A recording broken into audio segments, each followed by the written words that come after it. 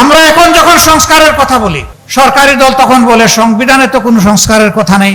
তো সংবিধানে যদি সংস্কারের কথা নাই, তাহলে সেদিন আপনাদের 31 দফায় আপনারা লিখেছিলেন কিভাবে?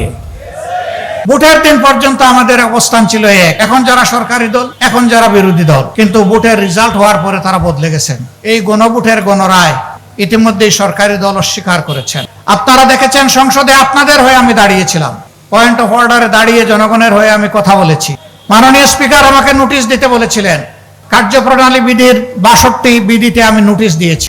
এটা গ্রহণ করে 2 ঘন্টা আলোচনা হয়েছে। আমরা আশা করেছিলাম, আমি যেমন গণভোটে হা ভোট চেয়েছি, জনাব তারেক রহমান তিনিও কিন্তু গণভোটে হা ভোট চেয়েছেন। আমরা বলার আগে তাদের নেতা সালাউদ্দিন আহমদ প্রথমে দাবি জানিয়েছেন যে গণভোটের মাধ্যমে এই সংস্কারের রায়কে আইনি বৈধতা দিতে হবে। আমরা সমর্থন করেছি। যখনই তারা 2/3 সংখ্যাগরিষ্ঠতা যেভাবেই হোক, যে মেকানিজমই হোক তারা লাভ করেছেন, এরপরেই তারা অতীতের সমস্ত ওয়াদা ভুলে গেছেন। তারা তাদের দলীয় 31 দফা ইশতেহারের কথা বলেন, সংস্কারের কথা বলেন। ওই দফার প্রথম দফা হচ্ছে, তারা যদি সরকার গঠন করেন তাহলে তারা একটা সংস্কার কমিশন গঠন করে সংবিধানে ওই সমস্ত ধারাগুলোকে সংস্কার করবেন যে ধারাগুলো অতীতে সরকারকে ফেসিবাদী বানিয়েছে।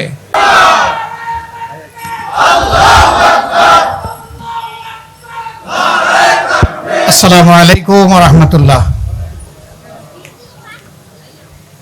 আজকের ঈদ পুনর্মিলনী এবং আমার পক্ষ থেকে জনগণকে সম্বর্ধনা দেওয়ার, এটাই গণসম্বর্ধনা। এই আয়োজনের সম্মানিত সভাপতি, মঞ্চে বসা নেতৃবৃন্দ, এলাকার সুধীজন, আমার সামনে উপবিষ্ট পীরেরবাগের আপামর জনগণ, মা এবং বোনেরা, সাংবাদিক বন্ধুগণ এবং শিশু বন্ধুরা, আপনারা সবাই কেমন আছেন?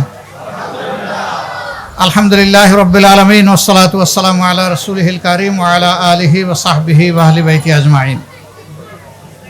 আমি মহান আল্লাহ রাব্বুল আলামিনের প্রশংসা এবং শুকরিয়া আদায় করছি, যিনি আমাকে আপনাদের ভালোবাসা, আপনাদের সমর্থন, আপনাদের ভোটে এই এলাকার জনপ্রতিনিধি হওয়ার তৌফিক এনায়েত করেছেন। আলহামদুলিল্লাহ, আমি কৃতজ্ঞতা জানাই। আজকে যারা ভালোবাসা নিয়ে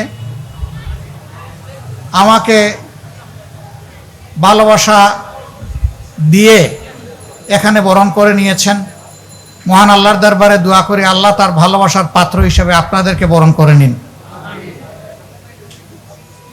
আমি এখানে দাঁড়াবার আগে আপনাদের হয়ে আপনাদের ভাই বেশ কিছু যৌক্তিক দাবি এখানে উপস্থাপন করেছেন।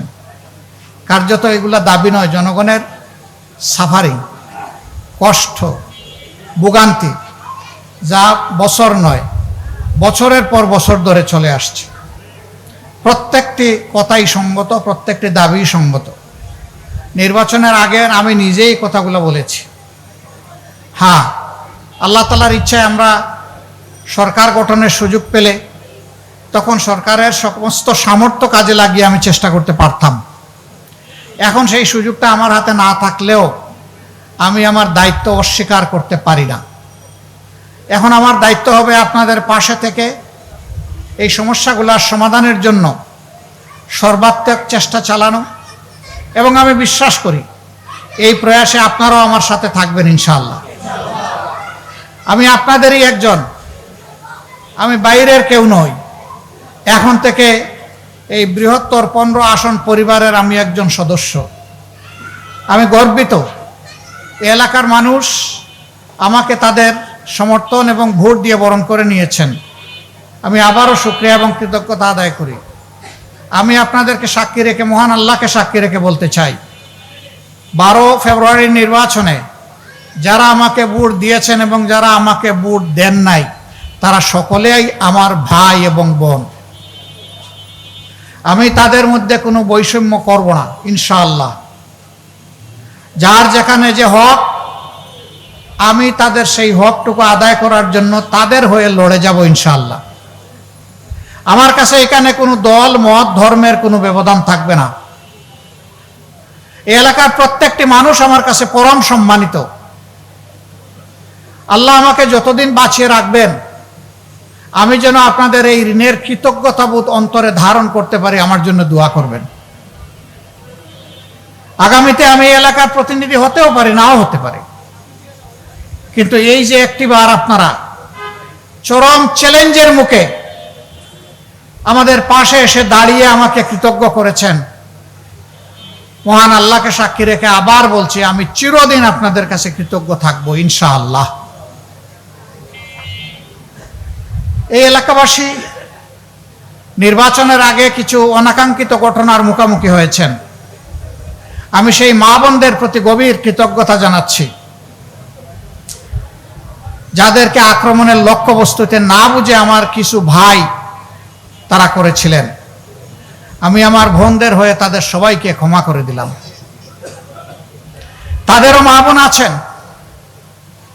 আমার অনুরোধ থাকবে যেমনটা তাদের মাকে আপন বোনকে সম্মান করবেন, আমরা এবং তারা সবাই মিলে সমাজের সমস্ত নারীদেরকে যেন অনুরূপ সম্মান করতে পারি। নারীরা মায়ের জাতি, তাদেরকে সম্মান করলে ইনশাল্লাহ আমরা সম্মানিত হব। তাদেরকে অপমান করলে আল্লাহ আমাদের উপর থেকে সম্মানের চাদর সরায় নেবেন। আমার কাছে সবচেয়ে বড় প্রায়োরিটি দুইটি, একটি হচ্ছে শিক্ষা, আরেকটি হচ্ছে শান্তি এবং শৃঙ্খলা। ঘরে বাইরে সর্বত্র শৃঙ্খলা ফিরিয়ে আনা হচ্ছে আমাদের দায়িত্ব। এটাই সরকারের কাজ। সরকারি দল যারা আছে তাদের প্রধান দায়িত্ব, আমরা বিরোধী দলে যারা আছি তাদেরকে কাজ দেখিয়ে দেওয়া আমাদের দায়িত্ব। জনগণের অধিকারের চৌকিদারি করা, পাহারাদারি করা আমাদের দায়িত্ব। জনগণের অধিকার লঙ্ঘিত হয় না বিরোধী দলদের দ্বারা, লঙ্ঘিত হয় সরকারের দ্বারা। সরকার যদি কোনো জায়গায় জনগণের অধিকার লঙ্ঘন করে, সেই জায়গায় ইতিবাচকভাবেই আমরা ধরিয়ে দিয়ে সহযোগিতা করব।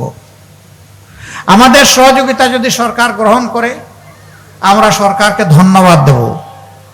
যদি আমরা সহযোগিতা করার চেষ্টা করার পর সরকার আমাদের সহযোগিতা গ্রহণ না করে, সংশোধন না হয়, মানুষের অধিকার এবং ক্ষতি করতেই থাকে অধিকার কেড়ে নিয়ে, আমরা তখন প্রতিবাদ করব এবং প্রয়োজনে আমরা প্রতিরোধ করব। এটি আমাদের নৈতিক দায়িত্ব। এজন্যই আপনারা আমাদেরকে ভোট দিয়েছেন। আপনাদের এই ভোটের আমানত, এই অঙ্গীকার রক্ষা করা আমাদের জন্য ওয়াজিব। আমরা তা লঙ্ঘন করতে পারবো না। ইতিমধ্যে জাতীয় জীবনে কিছু সমস্যা সৃষ্টি হয়েছে। যে জুলাই আজকের এই পরিবেশ আমাদেরকে দিল, যেই জুলাই 2026 সালের 12 ফেব্রুয়ারির নির্বাচন এনে দিল, সেই জুলাই একসাথে দুটো নির্বাচন দিয়েছিল। একটি সংসদ নির্বাচন আর একটা গণভোটে নির্বাচন। দুই নির্বাচনে আপনারা আপনাদের মূল্যবান রায় প্রদান করেছেন। প্রথমটিতে যেমনভাবেই হোক একটি দল তারা সংখ্যাগরিষ্ঠতা অর্জন করেছেন এবং সংখ্যাগরিষ্ঠতা অর্জন করার পরে তারা সরকার গঠন করেছেন। এখানে তারা বলছেন তাদেরকে 51% মানুষ ভোট দিয়েছে, কিন্তু গণভোটে সংস্কারের পক্ষে সংবিধানের যে সমস্ত আইনের কারণে এতদিন জনগণ অধিকার হারাচ্ছিল, ফ্যাসিবাদ কায়েম হয়েছিল, সেই জায়গাগুলো পরিবর্তন করে সংস্কার করার পক্ষে রায় দিয়েছে 68.1% মানুষ। এই গণভোটের গণরায় ইতিমধ্যেই সরকারি দল অস্বীকার করেছেন। আপনারা দেখেছেন সংসদে আপনাদের হয়ে আমি দাঁড়িয়েছিলাম, পয়েন্ট অফ অর্ডারে দাঁড়িয়ে জনগণের হয়ে আমি কথা বলেছি। মাননীয় স্পিকার আমাকে নোটিশ দিতে বলেছিলেন। কার্যপ্রণালী বিধির 62 বিধিতে আমি নোটিশ দিয়েছি। এটা গ্রহণ করে 2 ঘন্টা আলোচনা হয়েছে।